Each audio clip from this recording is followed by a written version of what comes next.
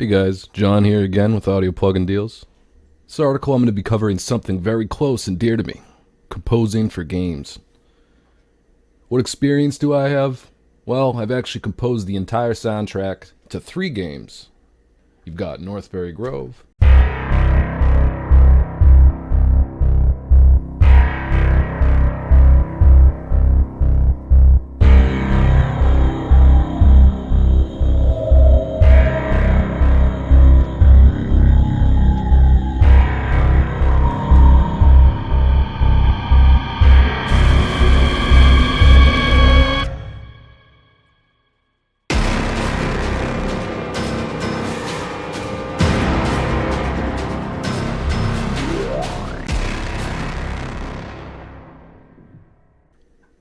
King's Comfort,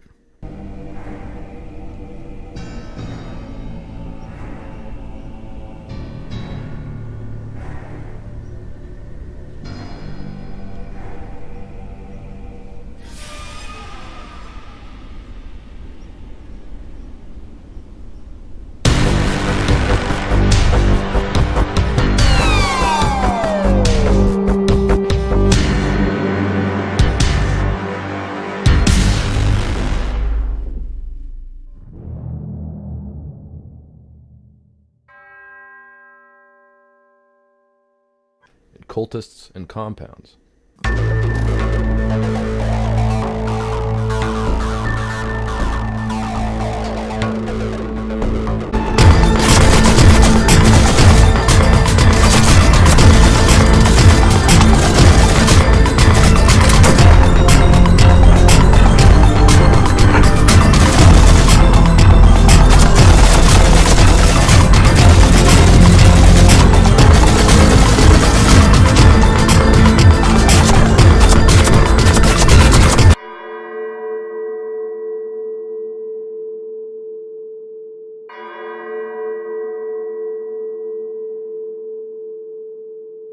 Northbury Grove and King's Comfort are free, by the way, if you want to go over to the site dev.itch.io page. But I digress. What wisdom can I impart on you? First of all, I'm going to give you a quick rundown on some terms that I like to use. This is my personal terminology. A lot of these terms are interchangeable. You've got score. To me, score signifies original music composed for a media product. The soundtrack can also be the score, but for me, I use soundtrack specifically for licensed music. This is songs that already existed that have then been licensed to used in a property. Or, it doesn't have to be licensed. If you ask your friend, hey, you want to put one of your songs in my game? And they say yes. It's a soundtrack. They didn't compose it for the game. It's not an original soundtrack, which can be interchangeable with score. Then you got source audio, which, the way I use it, kind of refers to 3D audio. It exists within the 3D sphere. It's source audio would be a song on a radio in the game. It's coming from a source within the game itself. It's not the soundtrack. It's not the score. It's a source. The people in the game can hear it. They can't hear the soundtrack. They can't hear the score. And then, you got different kinds of scores. Back in the day, people would have to compose music through chips. The name chiptune is derived from that. They would have to program within the limitations of what the cartridge of a video game would allow them. Being confined to programming on those chips forced those composers, didn't really force them, but it enabled them to make extremely memorable music. You think of Mario and Zelda, Donkey Kong Country, all the classics, Castlevania. And you think about the music first. I do, at least. I think of in the image of those characters in my head is always accompanied by the theme song. But the lesson I want to get into today, aside from a very vague glossary terms, atmosphere is king. All right? So let's transport myself to Mortal Kombat. All right, look what you see. And the Iron Throne. Yeah, I'm a Thrones fan. This shouldn't have elevator music. If this has elevator music, it wouldn't really fit. It'd be ironic. It might fit in that sense, but I can barely see in here. Hold on.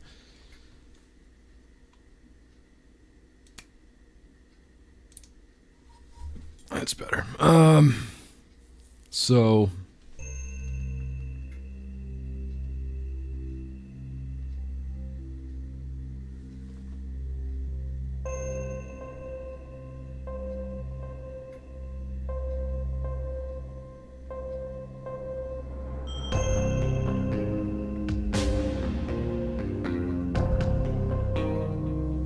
let me change the context a bit, and you'll see what I mean.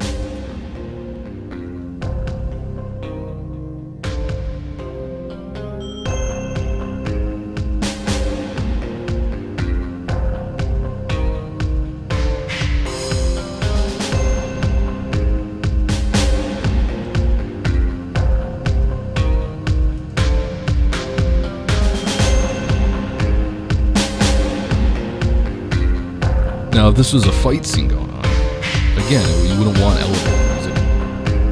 You'd want fight music.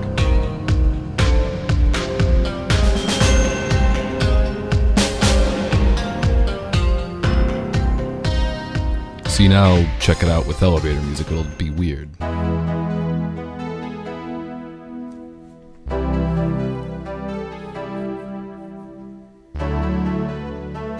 Alright, now let's change the context of the scene, and then we'll see how the music would change. That the need for music would no longer be dark fight music. It will be, well, let's change the scene and I'll show you.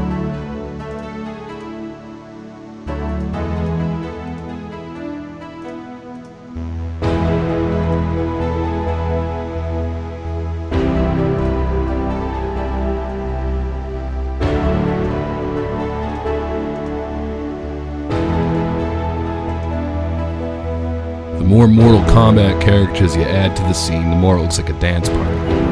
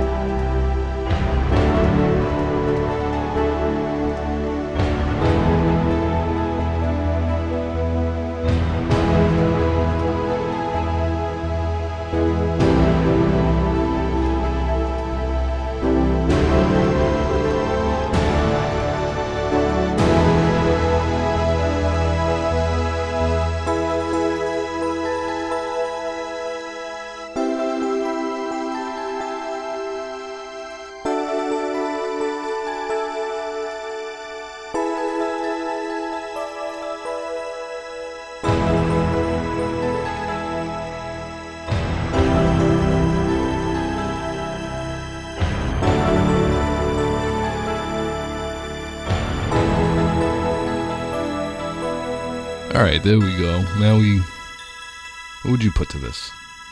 Dance music. This isn't a fight anymore, it's a party.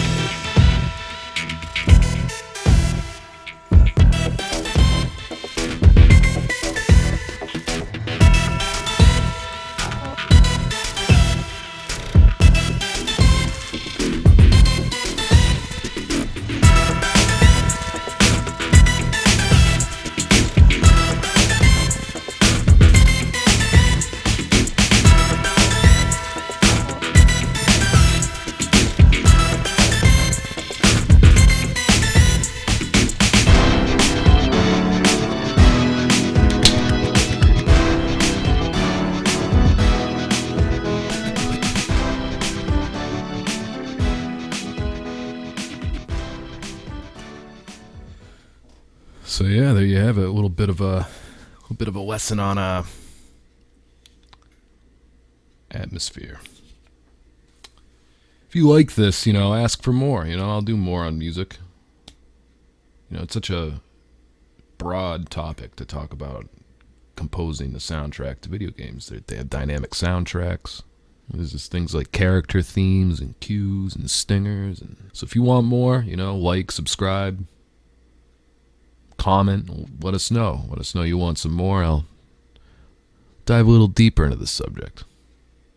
Be sure to check out all the great deals, by the way. A lot of the music I made for Cultist and Compounds and Walls Closing In have been from plugins that I got from Audio Plugin Deals.